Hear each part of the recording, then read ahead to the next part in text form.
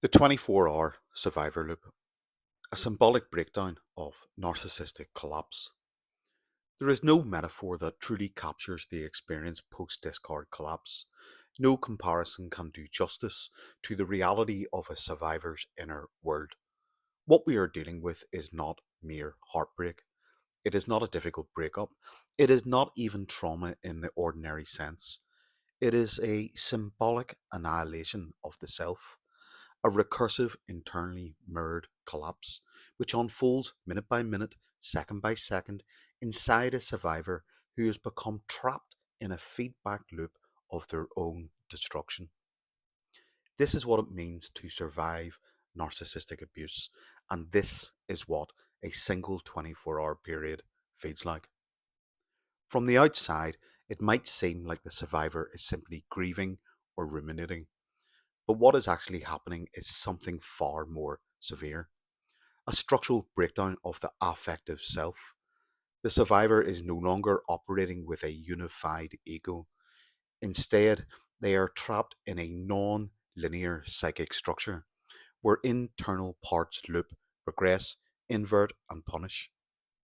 There is no language, no cohesion, and no internal order.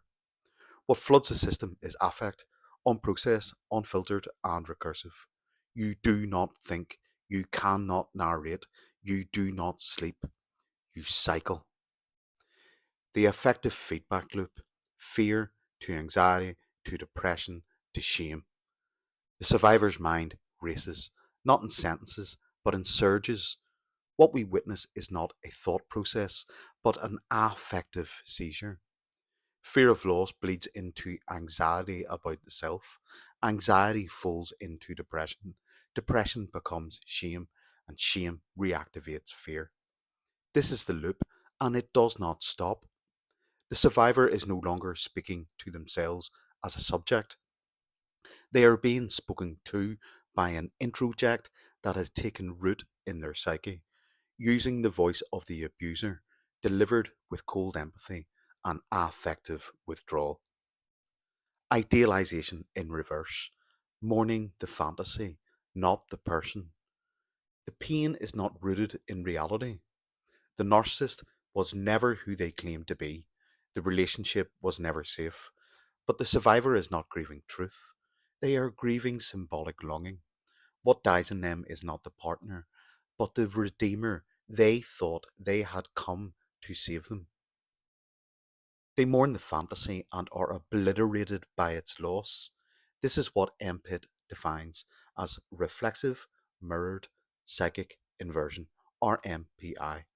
The survivor turns all grief, all shame, all longing inward and begins punishing the only self left alive.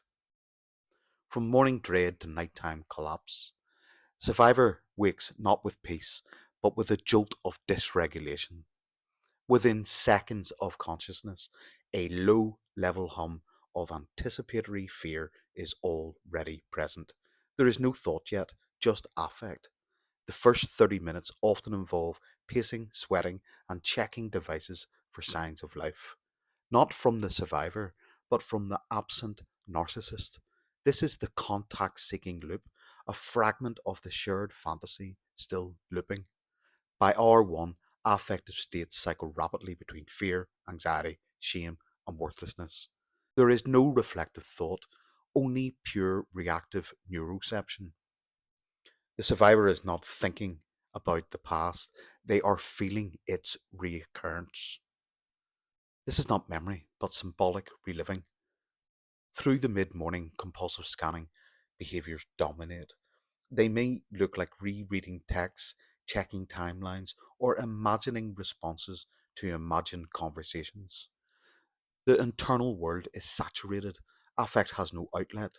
The survivor oscillates between hypervigilance and collapse.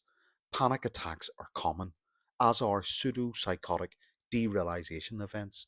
At this point, the right anterior insular cortex is overstimulated, and the left fails to narrativize the affect into coherence. By early afternoon, the body begins to fatigue, but the mind does not. Internalized voices dominate.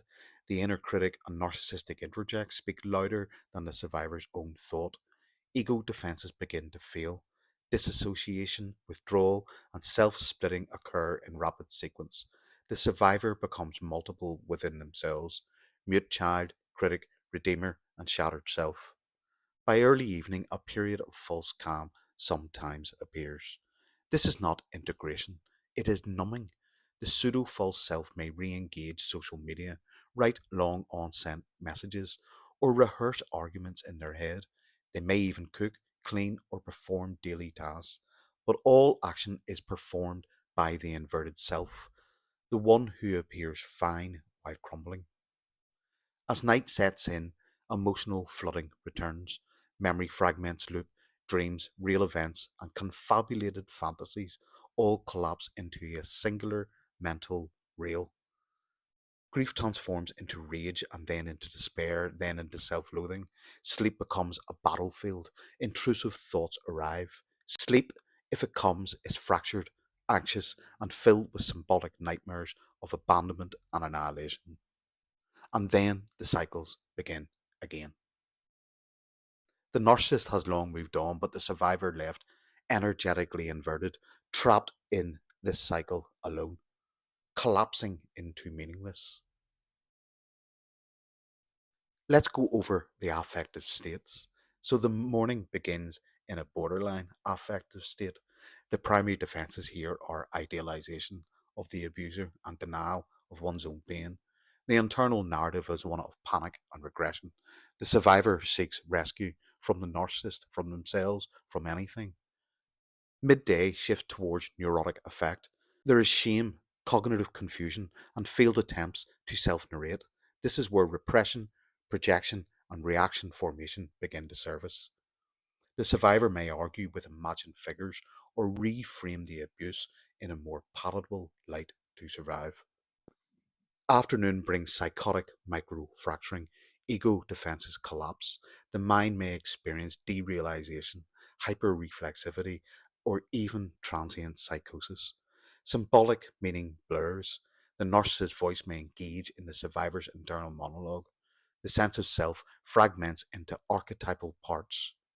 The evening cycles between flattened affect and surging emotion. Defenses such as disassociation, rationalization, and intellectualization dominate. Survivors often observe themselves without integration. The self splits into watcher and sufferer. Night reactivates the full collapse structure: symbolic annihilation, interject co-option, and loss of object constancy. Affect is no longer manageable. The primary state is trauma trance. Ego defenses disappear. The survivor's internal world is one of recursive despair. Sleep becomes a form of unconscious symbolic processing, rarely restful, always charged. There is a cruel irony to all of this. From the outside, the survivor may appear stuck, frozen, unwilling to move forward, but the world doesn't see what is inside. The survivor is fighting 1,000 battles per minute against their own looping affect, their own distorted self image, and their own longing for the very person who destroyed them. This is not ambivalence, this is symbolic war. The gaze that breaks the self. The collapse begins at the moment the narcissist stops seeing the survivor as a human being. This is the gaze that breaks the self. It happens silently, without words, without violence. The survivor is no longer mirrored as real. They become object, and in that moment, the internal structure of the self, built entirely around the shared fantasy, implodes. They do not die, they disappear. What remains is a phantom, a looping mirror, a voice without origin. To understand narcissistic abuse is to understand symbolic time, not measured in hours or days, but in loops and ruptures. The survivor is not taking too long. They are trapped in a psychic loop that was never theirs to begin with, built by cold empathy, sustained by idealization, and shattered by apathy.